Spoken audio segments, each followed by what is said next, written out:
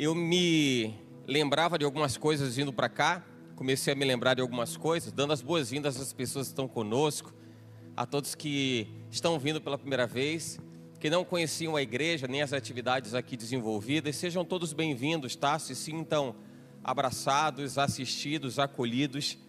Esse é um lugar onde nós semeamos o amor para que a gente possa acolher a excelência da majestade de Deus. É para que você se sinta realmente num lugar diferente, para que você tenha essa sensação de que é um lugar distinto de qualquer outro aí que de repente você tenha o costume de estar, de andar, mas saiba que Deus ama você.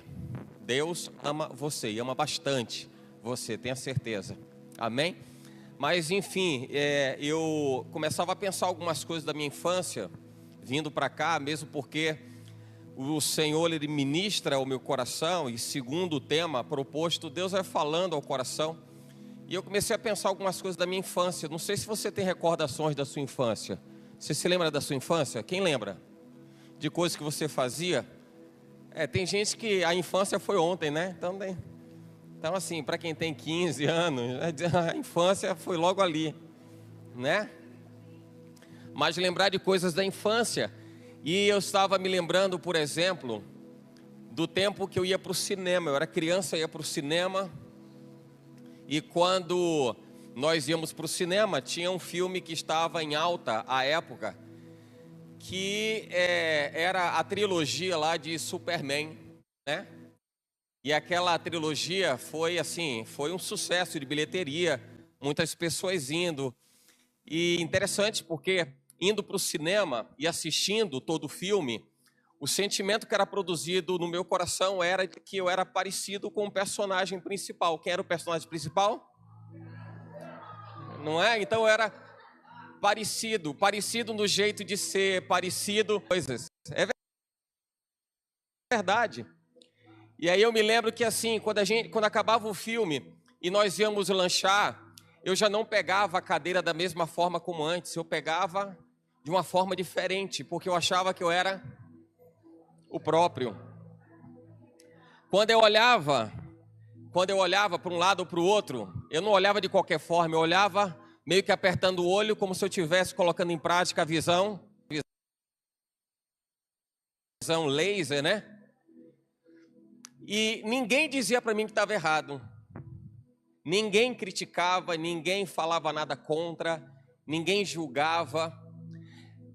Nessas lembranças eu fui me recordando, por exemplo, uma oportunidade que nós íamos para casa, para o sítio de uns tios, e nós tínhamos por hábito brincar na parte externa do sítio, da casa, e nós fazíamos assim, cavávamos a parte de terra, uma área muito grande, cavávamos ali, colocávamos graveto, colocávamos grandes, colocávamos terra por cima, porque a gente gostava de brincar de armadilha. Então, volta e meia caía alguém no buraco e ninguém dizia que estava errado. Ninguém dizia que não era para fazer. Ninguém ficava preocupado com o pé quebrado, com cabeça quebrada. Ou seja, não tinha nada que pudesse comprometer ou impedir aquela nossa forma, né, da gente se divertir. Me lembro que na minha infância, brincava de carrinho, irmão. Na minha infância eu brinquei de carrinho. E era interessante porque eu reproduzia muito daquilo que eu via nos filmes. Então algumas pessoas vão se lembrar de alguns filmes ou algumas séries, tipo Esquadrão Classe A. Alguém deve se lembrar, não faz essa cara não. Não faz não, né? Então Esquadrão Classe A, ou então o Profissão Perigo lá do MacGyver, tão famoso. E na hora de brincar de carrinho era interessante, porque eu fazia com que os carros se colidissem. Os filmes americanos têm muito disso, né? Todo esse investimento nesses efeitos, nessas cenas mais marcantes. Então, de carrinho eu brincava também, de fazer carro se chocar, carro capotar, não é? Colocava bonecos, um para lutar com o outro, brigar com o outro, e ninguém sangrava, né? Um batia no outro e ninguém sangrava. E o que apanhava depois estava em pé para bater no outro. Então ninguém tinha hematoma, ninguém tinha marca, ninguém tinha coisa nenhuma. Levados ao capotamento também estavam íntegros, não tinha problema nenhum. Mas tudo aquilo fazia parte da fantasia. a fantasia de colocar em prática algo que o coração desejava. Aquela era uma realização. E por que eu estou trazendo isso? A infância talvez seja uma realidade em que a gente consegue mais observar as coisas que nós conseguimos fazer sem que alguém dissesse, não vai funcionar, não vai acontecer. Se você precisa de um lugar, ou um ambiente, ou uma circunstância, uma história de vida para se lembrar de onde você era bem sucedido, era na infância. Já parou para pensar nisso? Na infância você era muito bem sucedido, nós éramos muito bem sucedidos, porque não tinha ninguém para dizer, não vai dar certo, não vai acontecer. Então, aquilo que Deus quer falar aos nossos corações hoje, isso diz respeito exatamente a esses muros que nós criamos. São os muros que geram as dificuldades, são os muros que constroem os impedimentos. E é exatamente isso que muitas pessoas têm vivido, porque o que a gente mais sabe fazer hoje, diferente de fazer hoje, é identificar onde é que não vai dar certo. Você vai encontrar sempre alguém que vai dizer, não sei se vai dar certo, é melhor não ir por aí, é melhor não fazer assim, não vai funcionar, você está colocando os pés pelas mãos, não vai dar certo. Coisa que a gente pouco ouvia na infância, porque na nossa liberdade infantil nós poderíamos ou podíamos fazer aquilo que alegrava o nosso coração e que dentro daquilo que era possível era a realização do sonho, a realização do sonho. Então eu creio que o que Deus quer tratar conosco é a respeito de conquistar coisas. E o que eu vou tratar aqui nessa noite não tem a ver com algo que é distante, algo que você não consegue imaginar, algo que está distante de você. Não, está no dia a dia. Está no dia a dia. Quantas coisas nós geramos como impeditivos para que a gente possa realizar outras. Quantas coisas nós enxergamos que vão tem algo que atrapalha, não dá para chegar até ali porque tem algo que me impede. Então nós somos exímios criadores de dificuldades e a gente vai precisar entender que é necessário desconstruir essa ideia de gerar obstáculos, porque Deus quer fazer muito mais. Então fala para quem está do seu mais na sua vida e através da vida.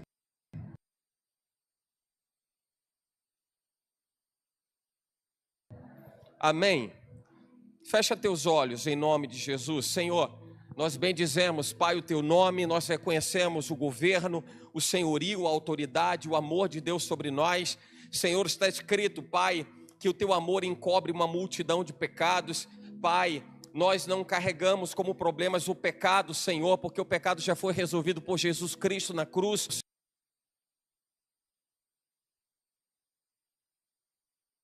Senhor, uma nova mentalidade.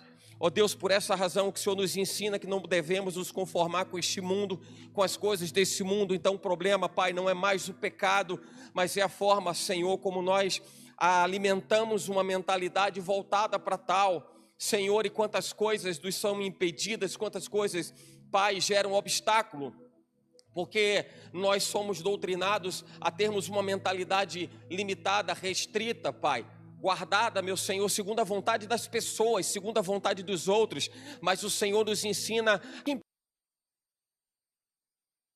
Pai,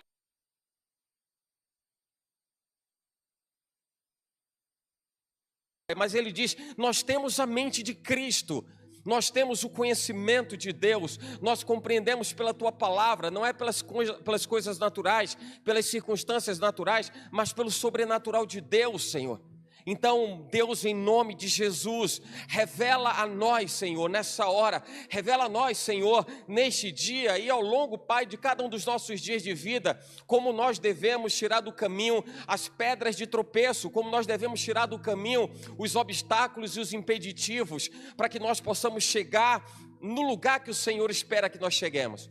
Como o Senhor, ó Deus, prepara tudo, todas as coisas para que nós possamos chegar no lugar que o Senhor deseja. Mas muitas vezes, Senhor, nós somos os principais, Senhor, cúmplices daquilo que nos destrói. Nós somos cúmplices, Pai, daquilo que nos leva à derrocada. Ó Deus, e o Senhor tem algo de especial, profundo, grande e poderoso para nós, especialmente na medida em que nós, Senhor, entendemos com uma nova mentalidade, a mente de Cristo, nós entendemos como precisamos agir. Então, Senhor, agora mesmo, Pai, age sobre nós, agora mesmo fala aos nossos corações de tal forma que nós compreendamos, Senhor, a mensagem e a instrução do Teu coração, em nome de Jesus. Você pode dizer amém? E agora que você está pronto, preparado, abre a sua Bíblia em 1 Samuel. Não se preocupa se você não está com Bíblia, mas tem alguém que tem uma Bíblia, está perto de você. É importante, é muito importante que você saiba, inclusive, onde está escrito, para você não ter que admitir que é pelo que eu estou falando. Não é pelo que está escrito. 1 Samuel, capítulo 1, logo no início do livro de Samuel, a partir do versículo 4. Versículo 4, 1 Samuel, se você encontrou, diga amém. Glória a Deus, eu acredito que a maioria, não é a grande maioria. Então, 1 Samuel, capítulo 1, versículo 4 em diante. O texto diz assim: E sucedeu que no dia em que Eucana sacrificava, dava a ele porções do sacrifício a Penina, sua mulher, e a todos os seus filhos e a todas as suas filhas. Porém, a Ana dava uma parte excelente, porque ele amava a Ana. Porém, o Senhor lhe tinha cerrado a madre, e a sua competidora excessivamente a irritava para a embravecer, porquanto o Senhor lhe tinha cerrado a madre. E assim o fazia ele de ano em ano. Quando ela subia à casa do Senhor, assim a outra a irritava, pelo que chorava e não comia. Então Eucana, seu marido, lhe disse: Ana, por que choras? E por que não comes? E por que está mal o teu coração? Não te sou eu melhor do que 10 filhos? Então Ana se levantou, depois que comeram e beberam em Siló, e Eli, o sacerdote, estava assentado numa cadeira junto a um pilar do templo do Senhor. Ela, pois, com amargura de alma, orou ao Senhor e chorou abundantemente. Amém? Você pode tomar o seu lugar? Eu quero continuar essa prosa com você a respeito de sonhos, a respeito de projetos, de realizações, de conquistas, a respeito daquilo que a gente experimentou na infância. E para fazer sentido em todas essas coisas, eu quero contextualizar exatamente a história com que nós começamos a conversar hoje, com o texto que está na Bíblia em Samuel, 1 Samuel capítulo 1, versículos do 4 em diante. Mas a história não começa, obviamente, no versículo 4, começa no versículo 1. E a Bíblia fala de um homem chamado Elcana. E Elcana tinha as suas duas mulheres, uma era Ana e a outra era Penina.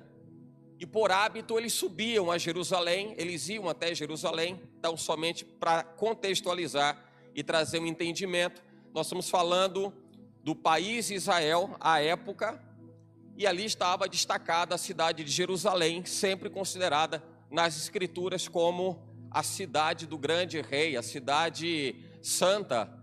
E as pessoas saíam das suas localidades, das suas cidades, das suas províncias, dos seus lugarejos, e elas habitualmente, por tradição, por entendimento do que a Bíblia ensinava, elas iam para Jerusalém. Esse era o costume do povo de Israel, subir para sacrificar o Senhor, para se relacionar com Deus, subir para ter um tempo no ano, especialmente um dia no ano, para se relacionar com Deus. Estando em Jerusalém, e subia com a família. E a Bíblia fala exatamente desse homem chamado Elcana, que tinha duas mulheres, Ana e Penina. E curioso que quando você vê a Bíblia falar a respeito de a Penina e de Ana, a Bíblia fala que Penina teve filhos, mas Ana não teve. E o desejo de toda mulher à época, como ainda é o desejo de muitas mulheres, é conceber, ter um filho. O desejo do coração dela era algo que, ao entendimento dos homens, parecia algo inatingível, parecia um projeto inalcançável, porque a Bíblia fala que aquela mulher era estéril. Quando a Bíblia diz que estava cerrada a sua madre, a Bíblia está falando que aquela mulher estéril, ela não podia ter filhos. Mas esse era o desejo do coração dela, especialmente porque as mulheres desejavam dar herdeiros aos seus filhos. Imagina alguém que, por circunstância de tradição daquele tempo, daquela época e daquela cultura de povo, esse homem tinha duas mulheres, uma tinha filhos e a outra não tinha filho nenhum. Imagina você o que é que poderia passar pela cabeça de uma ou de outra mulher a respeito disso. Ou seja, uma dizia, eu consegui dar herdeiros para o marido, mas a outra não havia conseguido minimamente cumprir ou realizar aquilo que se espera de uma mulher ou se esperava de uma mulher. O sentimento era exatamente de um sonho impossível, um sonho, eu não diria nem improvável, eu diria um sonho impossível, porque aquela mulher era reconhecidamente estéril. E é exatamente em relação a essa esterilidade que eu quero conversar nessa noite. Por essa razão que eu trouxe aquelas experiências da infância que talvez você guarde no seu coração, porque naquela oportunidade ninguém esterilizava o seu projeto, ninguém esterilizava a sua brincadeira, ninguém esterilizava a sua forma de se divertir, porque não tinha ninguém para dizer não dá certo, não funciona. É claro que para esse caso em específico, o grande problema é que não se tratava de uma questão comportamental, ou não se tratava de um impeditivo gerado por homens, por pessoas, mas era uma questão biológica, era uma limitação que ela carregava, ela era estéril. E como se resolve algo que ao entendimento das pessoas não se dá para mudar, não dá para fazer nada. E eu louvo a Deus porque essa passagem diz respeito exatamente àquilo que para nós talvez seja a circunstância mais difícil. Talvez seja o cenário mais complexo. O cenário mais complexo é aquele em que alguém diz assim, não tem jeito porque eu não consigo fazer nada. Eu não consigo agir de nenhuma forma para mudar o quadro. Mas eu quero tratar com você desde as coisas mais simples até as coisas mais complexas que talvez seja compatível com a esterilidade de uma mulher, como foi o caso. Porque quando nós carregamos desejos, projetos de vida, muitas vezes nós estamos a um passo de conseguir, um passo de alcançar, e o que nos impede de conseguir de fato é que nós geramos um monstro tão grande dentro de nós, e esse monstro diz, você não consegue superar esse obstáculo, você não consegue vencer esse desafio.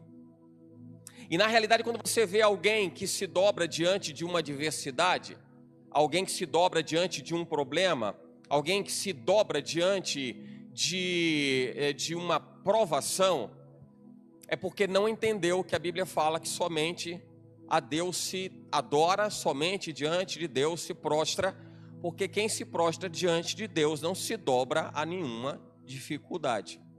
Entenda isso. Quem se dobra diante de Deus não se dobra diante de dificuldade. Eu quero deixar essa frase muito clara no seu coração. Eu desejo que essa frase ela fique fixada do seu coração, para você entender, e é importante. Por que eu preciso ser enfático em relação a essa frase? Porque talvez ela seja a sua rota de fuga nos momentos mais difíceis que você precisar recorrer a uma intervenção da parte de Deus. Todas as vezes que você precisar recorrer a uma intervenção, você disser, Deus, e agora? Eu não sei o que fazer. Se lembre dessa frase. Quem se dobra diante de Deus, não se dobra diante de adversidade. Afinal de contas, a Bíblia diz, haverá algo impossível para Deus? Possa ser que seja impossível para os homens, mas nada é impossível para Deus. E como nenhum dos planos de Deus podem ser frustrados, nenhum propósito de Deus pode ser frustrado, eu preciso colocar todos os meus sonhos, projetos, toda a minha vida, preciso colocar no trilho da vontade, do desígnio de Deus, do pensamento de Deus, do plano de Deus, do interesse de Deus. E eu preciso falar a respeito dessa passagem porque a Ana carregava em seu coração o desejo e a amargura. Nós lemos a passagem que fala de amargura, o versículo 10, ela com amargura de alma orou ao Senhor. A amargura fala da magnitude, da grandeza da dor que ela carregava. Um choro de amargura é um choro destacado de uma forma diferente, tem uma característica diferente. A nuance é diferente, não é um choro qualquer, é um choro de dor, é um choro de sofrimento, é um choro de alguém que está definhando emocionalmente. Isso não acontecia por acaso, ela já precisava conviver com a dificuldade, a limitação, quanto mais olhando para aquela que também ocupava uma posição de esposa e essa tinha conseguido dar filhos. E mais do que isso, era alguém que fazia chacota, era alguém que tirava um sarro, porque a Ana era estéril. E por essa razão que quando nós lemos a partir do versículo 4, nós percebemos que algo acontecia, porque o Cana, o marido, ele se condoía com aquilo e ele expressava de alguma forma alguma reação para tentar minimizar a dor de Ana. Por que eu estou trazendo essas partes aqui meio que salteadas do texto que nós lemos? Porque tem muito a ver com a nossa rotina, a nossa realidade de vida. Tem coisas que a gente quer realizar, que a gente quer fazer, não consegue. Na verdade, não conseguimos, não é porque não é possível, não conseguimos porque nós não conseguimos mais, não temos mais aquela mente de criança. Eu fico imaginando você, criança, se a sua mente de criança estivesse a todo vapor hoje, eu sei, entendo a maturidade, existe tempo para tudo, tá? Não estou me referindo a isso. Mas se em algum momento da sua vida hoje, você se reportasse ao seu tempo de infância, talvez você já tivesse conseguido resolver alguma coisa que hoje você não consegue. Porque ao longo do tempo, nós construímos muito mais muros, muito mais barreiras, muito mais obstáculos do que caminhos para atingir a solução de alguma coisa. Você há de convir comigo que a época em que você tinha liberdade para sonhar, para pensar como você quisesse, você ainda não estava submetido às circunstâncias de vida que você está hoje. E eu não tiro a veracidade das coisas que acontecem hoje do ponto de vista de limitação financeira ou restrição no campo de trabalho ou problemas de relacionamento conjugal, de relacionamento familiar. Tudo isso existe. Mas se nós colocássemos a nossa mente de criança, que fazia com que dois bonecos brigassem, que fazia com que um carro capotasse, que fazia com que você se sentisse como personagem do filme, se toda aquela mentalidade você de alguma forma aplicasse no seu dia hoje, na sua vida hoje, você certamente conseguiria ter mais liberdade, mais senso de atuação, mais protagonismo para poder fazer aquilo que de repente hoje você não consegue. Tudo que a gente leu a respeito desse texto tem a ver com isso, tudo, absolutamente tudo. O fato de ter alguém que vai olhar para você e vai dizer, você não conseguiu se realizar, você não conseguiu ser bem sucedido, talvez alguém diga, eu estou melhor projetado profissionalmente do que você, estudamos juntos na mesma escola, mas eu consegui ser alguma coisa e você não. Talvez você ouça alguém dizendo, você não deu para nada, você não conseguiu fazer. Talvez você tenha empreendido em alguma coisa e logo que você começou a empreender não deu certo. E alguém olhou para você e disse, você não tem capacidade de empreender. Me lembro de uma pessoa que eu conheço. Não foi uma situação semelhante a essa, mas por vontade própria, deliberadamente, ele disse assim, eu não nasci para empreender. Eu nasci para trabalhar no negócio de alguém. A mentalidade dele dizia isso para ele, aliás, diz isso até hoje. Na cabeça dele, ele não nasceu para empreender. E eu não quero aqui julgar se está certo ou se está errado, porque de repente alguém vai pensar que também não nasceu para empreender. Mas eu não quero me referir somente a esse aspecto de empreendimento de alguém que tem um negócio. Eu falo de empreendimento na vida. Na realidade, a vida é um grande empreendimento. Você vai precisar ser criativo, você vai precisar ser resiliente. A criatividade vai abrir o leque para você fazer coisas que talvez você nem imaginasse.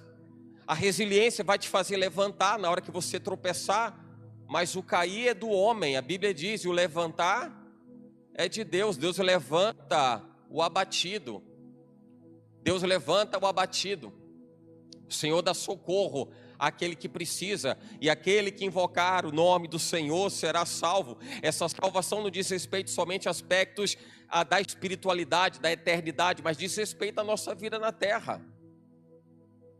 E o que acontece com relação a isso é que tantas coisas que nós queremos realizar parecem difíceis. Eu conheço histórias de pessoas que não conseguiram reatar um bom relacionamento intrafamiliar dentro da família, por conta de rixa existente entre irmãos ou entre pais e filhos. Parece um grande problema, um eterno problema que não se consegue resolver, porque se formou uma trincheira tão grande, não é? A trincheira é aquela barreira que se usa na guerra. Quando você vê filme de exército, de guerra, você vê aquela barreira ali e o soldado está de um lado atirando e está ali protegido por sacos de areia ou por pedras de um lado do outro. Isso é uma trincheira, então as pessoas estão ali entrincheiradas, ali somente buscando atirar no outro. Você não vê possibilidade de mediar uma solução para aquilo. Eu falo de algo que é simples, um problema simplesmente interno, simplesmente familiar. E eu quero me referir a essas conquistas, alcançando exatamente essas coisas. Eu não quero falar somente de conquista do ponto de vista de alguém que compra aquilo que deseja, que ganha o salário que quer, que consegue adquirir, juntar patrimônio. Eu não quero me referir somente a isso. Talvez isso também esteja dentro, ou certamente está. Mas eu quero falar de conquistas do ponto de vista da segurança e do bem-estar emocional. Talvez o seu grande problema hoje não seja nem o dinheiro. Talvez o seu problema hoje seja fazer a melhor gestão da sua vida emocional. Talvez o melhor caminho a se tomar, a se adotar, é fazer uma boa gestão da vida emocional. Talvez seja esse o grande entrave, a grande dificuldade. Depois que você superar isso, você vai voar. Você vai avançar. E eu vejo que isso aconteceu também com Ana. Ana precisou conhecer algumas coisas, ou precisou se posicionar de uma outra forma, mas reconhecer o cenário em que ela estava inserida. E eu não fecho os olhos para o cenário, por isso que eu falei a respeito. Podem existir problemas financeiros? Podem existir problemas conjugais? Pode existir problemas dentro da família, da vizinhança, problema de tudo que é jeito. Pode acontecer? Pode. E é importante que você saiba exatamente onde é que você está pisando. É importante que você saiba que isso faz parte de um cenário que você vai precisar se levantar contra isso.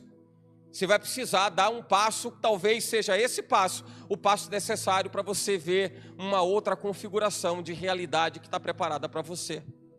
Tem um provérbio oriental, por um tempo eu tinha visto, voltei a ver recentemente, novamente, e esse provérbio oriental, eu fico muito meditando nisso. Ele diz assim: tempos difíceis geram homens fracos.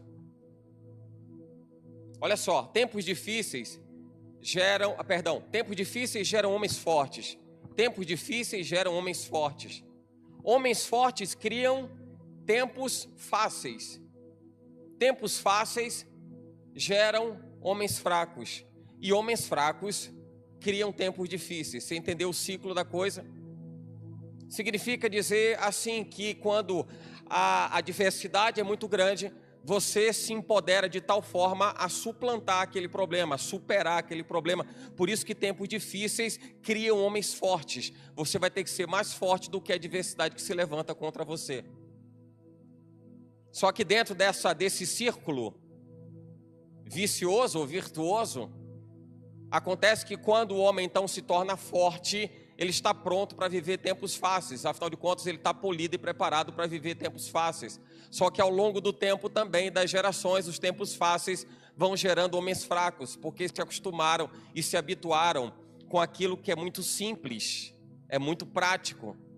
E quando vem novamente uma situação de adversidade, ele passa a sentir a dor e a dificuldade de superar aquele problema. Você entende isso? Percebe isso? Quem está entendendo? Diga amém. Então vamos lá, deixa eu entender uma coisa. Ana, o texto fala que Ana percebe todo aquele cenário de adversidade. A Bíblia fala do versículo 1 ao versículo 2, nós lemos essa passagem, que diz que Eucana tinha 2 mulheres, eles subiam para adorar a Deus em Jerusalém. E curioso que quando eles subiam para adorar a Deus em Jerusalém, que era um tempo de festa, era um tempo de alegria, era um dia esperado. Eu não sei quais são os dias que você marca na sua agenda como dias esperados, dias que você deseja que cheguem logo. Esse era um dia, de forma comum para o povo de Israel, um dia esperado para que eles pudessem subir a Jerusalém e pudessem adorar a Deus. Era um tempo de festa, mas era exatamente nesse cenário que Penina ficava criando problema para Ana e provocava emocionalmente o coração de Ana e trazia esse contexto de adversidade, de angústia, de sofrimento, de choro, de dor. Mas sabe o que é que me chama a atenção? É que mesmo dentro desse cenário conhecido ou entendido como cenário adverso, Ana, ela não murmurava, ela chorava, mas ela não murmurava. Você sabe qual é a diferença de uma coisa e da outra?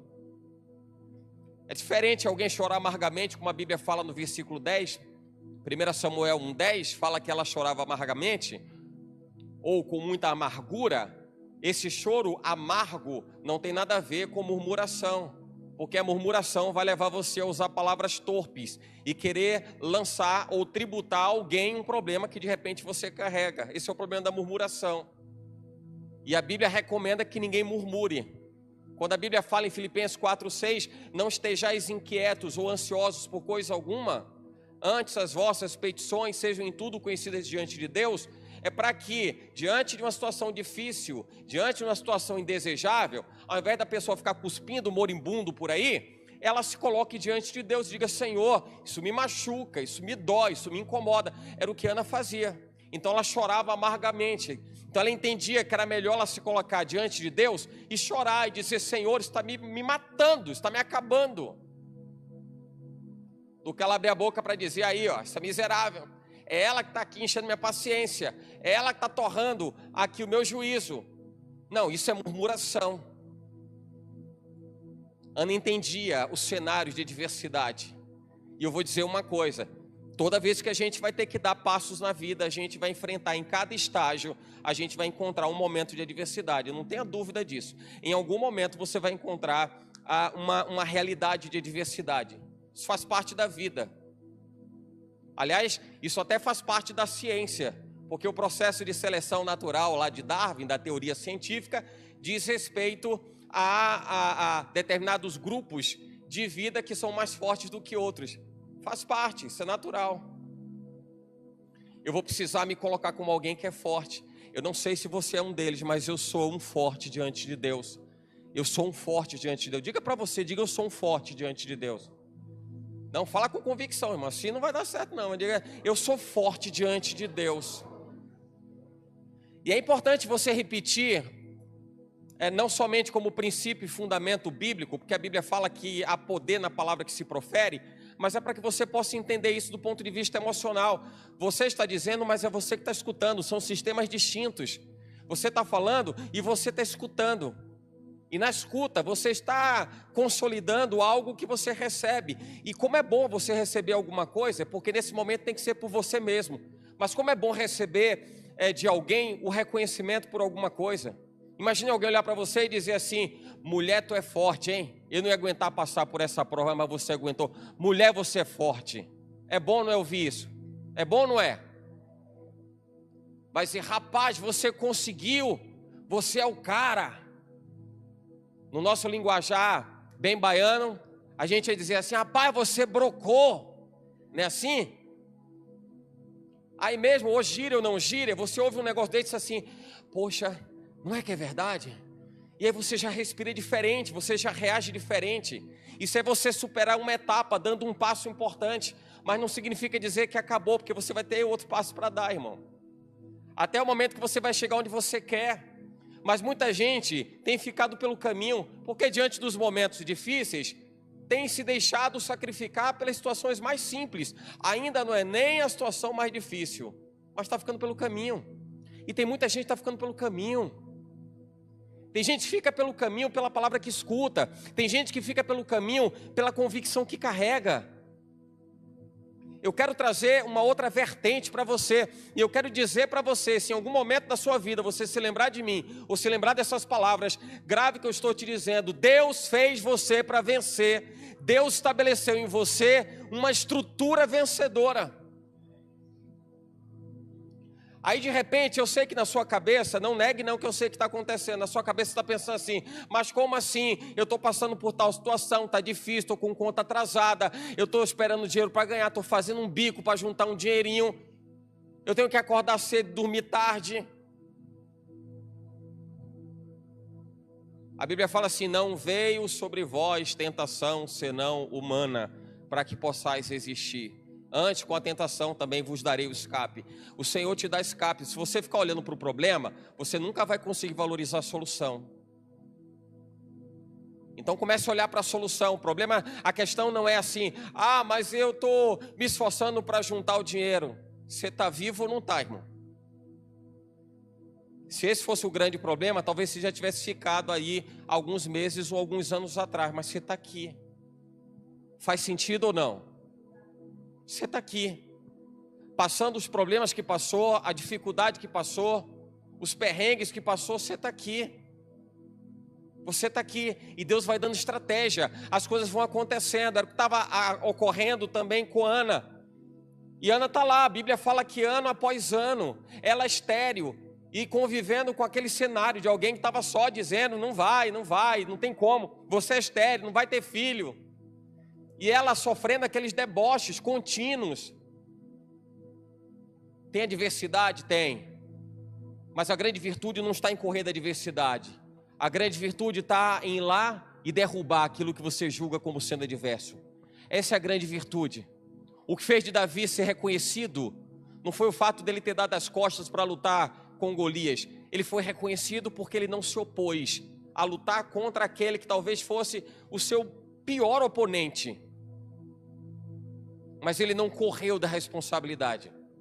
Diferentemente daquilo que a Bíblia fala a respeito de outros homens que eram preparados para ir para a luta, mas quando viram Golias temeram, porque perceberam que se tratava também de um guerreiro muito preparado do outro lado, e um homem muito mais forte, muito mais alto. Então era mais fácil dar as costas e sair correndo com o rabinho entre as pernas. Deus não te fez para você sair correndo diante de adversidade nenhuma, irmão. Vai para cima. Vai para cima. Isso não é característica dos pequenos não, viu? Para você não achar que é coisa de pequeno. Eu tenho um irmão hoje que é mais alto que eu, mas na época, na escola, ele era menor, ele batia na minha cintura e ele provocou, me lembro que uma vez ele provocou uma briga com um cara que era de um ano mais avançado que o meu, e o cara era alto. O cara era muito alto e ele foi lá para procurar confusão. E quando ele procurou confusão com o cara e tirou o cara do sério, e eles já tinham marcado até onde é que ia ser o ringue, onde é que ia ser a peleja, ele disse assim: espere aqui que eu vou resolver isso. E o cara disse: então bora. O cara desse tamanho, meu irmão, desse tamanho. O cara: se prepare então, meu irmão, você está pronto? E ele disse: eu estou pronto. Então tá pronto mesmo, tá pronto mesmo. Você tá entendendo o que está acontecendo? Estou entendendo, tá pronto, estou pronto. Espera aí, vou chamar meu irmão. E aí foi me chamar, irmão. Foi me chamar.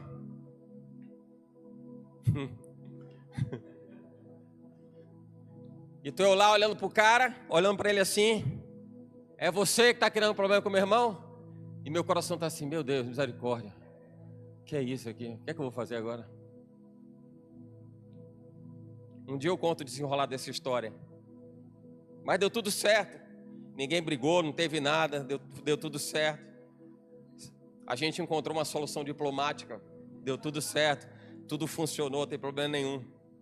Deus vai esperar que você identifique sim, que exista a dificuldade, que você reconheça o problema. Mas você vai ter que ser forte, irmão. Você vai ter que ser forte.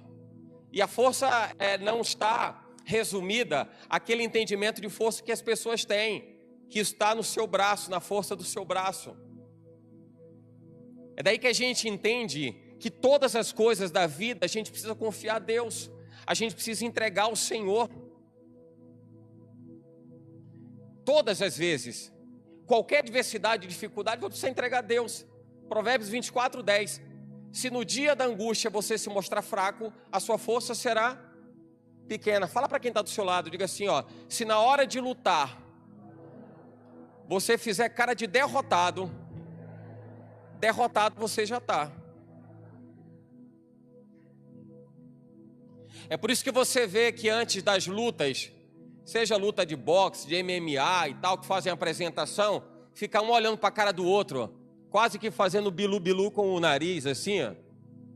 Porque tá ali provocando o cara, tá mostrando assim, ó, o cara sou eu vou derrubar você. O cara tá lá, quem vai derrubar você sou eu.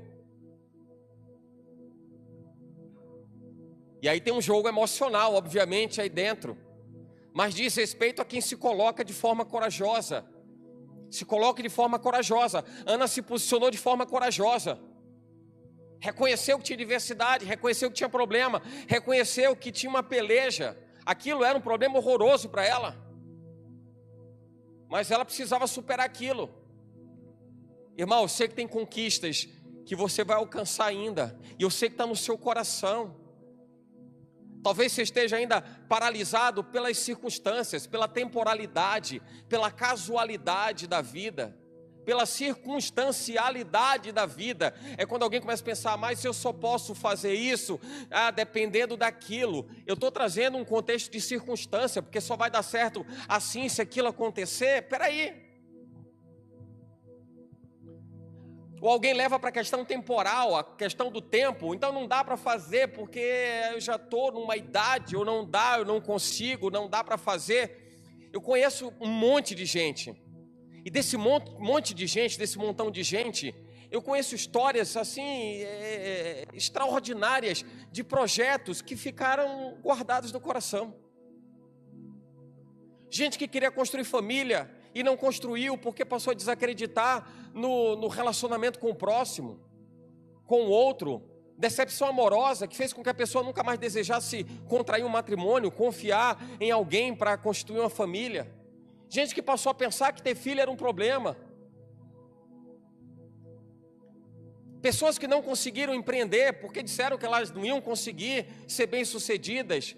E tantas histórias, pessoas que ficaram pelo caminho porque não deram o próximo passo. E que próximo passo era esse? O passo de reconhecer, tem um problema, mas tem uma palavra empenhada sobre a minha vida. E é isso que eu quero dizer para você. Tem um problema? Tem. Não deixe de reconhecer o problema, você não é tolo, você não é tonto.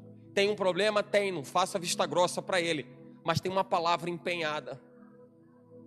E se tem essa palavra empenhada, se tem essa promessa estabelecida e consumada, o que vai parar você? O que vai parar você?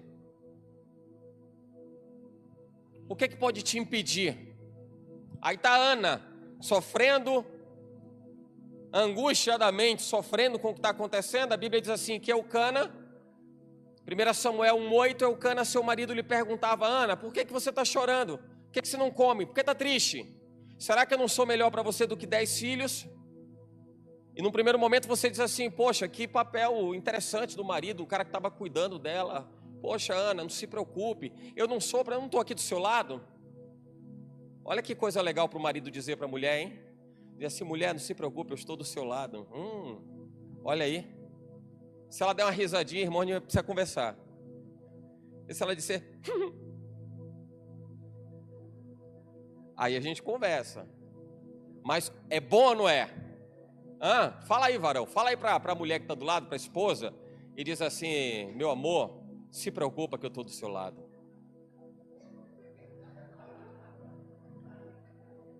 Que tem de rosto aqui feliz da vida. Aí Eucana fala para Ana assim, ô Ana, por que você está chorando? Por que você está triste, está angustiada com isso? Eu não sou melhor para você, eu estou do seu lado. Eu não sou melhor do que 10 filhos. E o cara era brabo, hein? O cara ainda botou 10 filhos. Ela queria ter um pelo menos. Ele ainda disse assim, não sou melhor do que 10? Sou melhor do que 10? Aí você vai dizer, mas legal. Olha que palavra de segurança, a esposa dele precisava disso. Mas se você parar para olhar de outro lado, perceba uma coisa. Eucana, de certa forma, estava dizendo assim, Ana, se conforma, não vai mudar esse negócio. Isso é estéril. E tem palavras que desencorajam, irmão. Tem palavras que desencorajam. E essa fala de Eucana era uma fala que, se por um lado era interessante do ponto de vista de trazer um afago emocional, por outro lado era uma forma de dizer, se contente com o que você tem. E se tem uma coisa que a gente acaba se acostumando e deixa que isso doutrine o nosso coração, é o que o outro diz. Tem muita coisa boa de conselho, irmão, não tenha dúvida disso. A Bíblia fala que na multidão dos conselhos e dos conselheiros há sabedoria. Mas a sabedoria naquele que é sábio. Não adianta se juntar para escutar um monte de gente que é tonta. A Bíblia fala que não se lança as joias aos porcos. Tem muita gente que não tem nem joia para jogar, porque não tem. Então não é por juntar um monte de gente, é por saber quem é que está dizendo alguma coisa para você, aconselhando, orientando, dando opinião, dando pitaco. Tem gente que fala muito, e tem gente que ouve demais e acaba fazendo besteira. Tem gente que só tem palavra para desencorajar, para desamparar, para dizer que não vai, que não acontece. É porque está faltando você parar um pouquinho e confiar naquele tino que Deus estabelece sobre você. Ele estabelece, estrutura uma relação tão direta que somente você não tem palavras. Eu não posso dizer para você qual é o sentimento em relação a isso, mas a sua experiência com Deus vai dizer o quanto Deus se comunica, o quanto Ele fala só com você. E Ele tem um jeito específico, é só dele. É só dele. Você não vai encontrar isso em mais ninguém, você não vai conseguir comparar isso em nenhum outro tipo de relação, de aproximação com pessoas, porque é a forma com que Deus fala com você. Mas talvez essa voz esteja abafada, porque está ouvindo um monte de gente. Um monte de gente, especialmente no tempo que a gente vive, em que tudo está em rede social, você vai achar opinião para tudo. Vai ter gente que vai dizer que fazer de uma forma está certo, alguém vai dizer que aquela forma está completamente errada e vai oferecer uma outra maneira, e aí outro vai dizer de uma forma diferente. Imagine alguém que está no meio desse turbilhão de informação. O que é que consegue abstrair? O que é que consegue consolidar disso? Nada. Então para um pouquinho e dá um tempo para que Deus possa falar. Dá atenção para que Deus possa falar. A Bíblia fala que a Bíblia diz que Ele fala. A Bíblia declara que Deus fala, e eu vou dizer, e Ele fala. Agora você precisa dar lugar no seu coração. Está dando muito mais atenção à voz alheia, está dando muito mais atenção ao entendimento dos outros, ao pensamento dos outros. E eu repito, pode ser bom em algum momento, mas se você não parar para escutar a voz de Deus, você vai continuar sendo doutrinada segundo a experiência dos outros. Deus quer que você tenha uma experiência própria. Viva por uma experiência própria. Edifica a igreja, a história das pessoas. Edifica, é bom saber. É bom saber quando você conta como Deus falou com você, como Deus ministrou, como Deus deu livramento, como Deus abençoou, como Deus fez milagre. Isso é lindo, é extraordinário e necessário dentro da igreja. Mas você vai precisar ter as suas próprias histórias para contar, irmão. Não vai dar para viver da experiência do outro. Não vai dar para ficar esperando aquilo que o outro fez, aquilo que o outro realizou, aquilo que o outro consumou. Não é. Então para de ouvir um pouco aquilo que as pessoas estão dizendo, talvez não esteja nem sendo o mais adequado para você.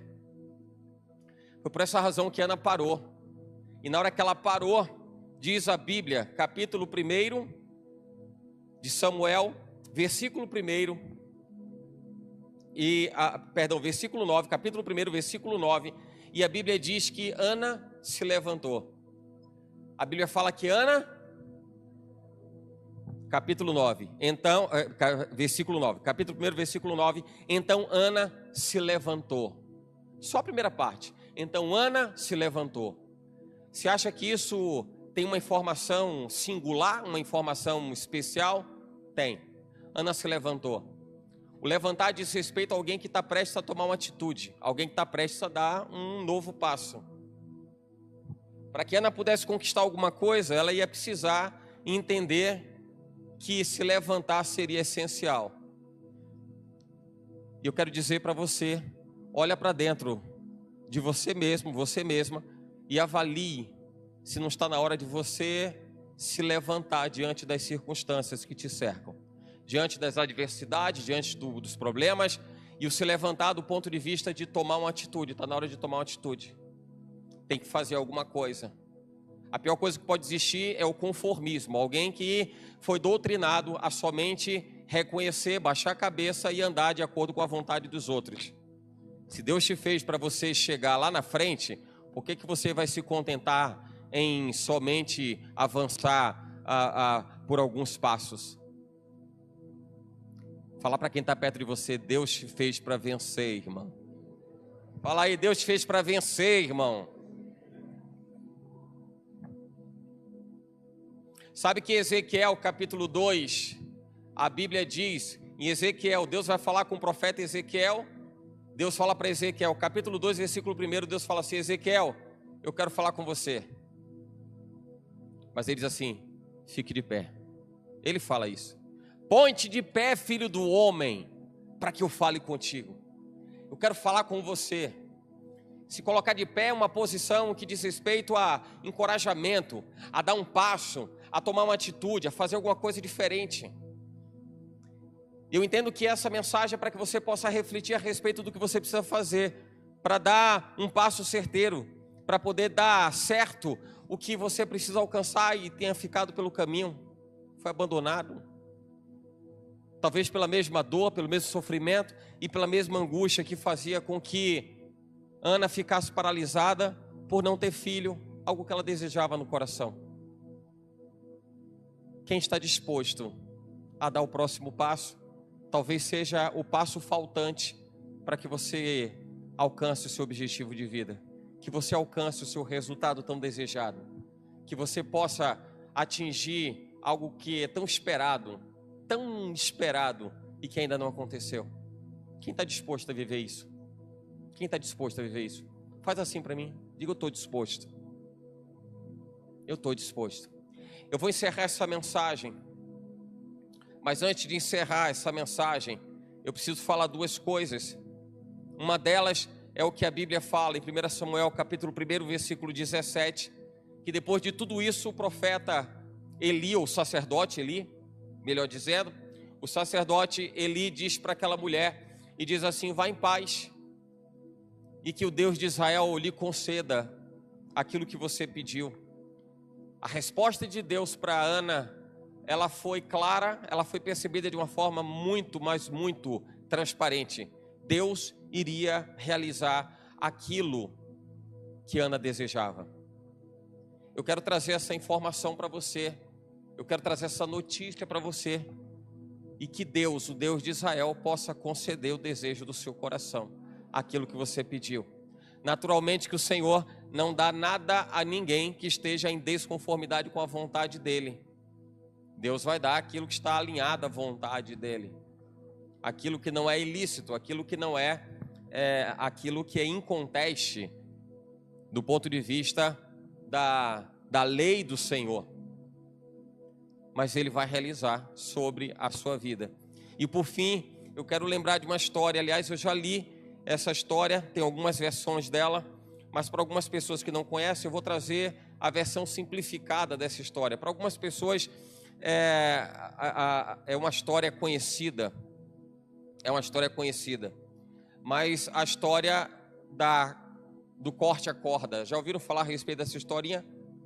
Mesmo para quem já conhece, eu entendo que é importante a gente lembrar dessa história, mas vamos lá, vou contar ela simplificada. Então essa historinha diz respeito a um homem, que era um homem que tinha o hábito de escalar montanhas, era um alpinista, e ele fazia isso com muita frequência. Teve um determinado momento que ele desejou fazer isso sozinho, era um novo desafio, ele estava encorajado a fazer isso, e toda escalada de montanha na neve traz sempre grandes riscos, porque não dá para se saber exatamente quando o imponderável vai acontecer, quando acontece alguma coisa inesperada.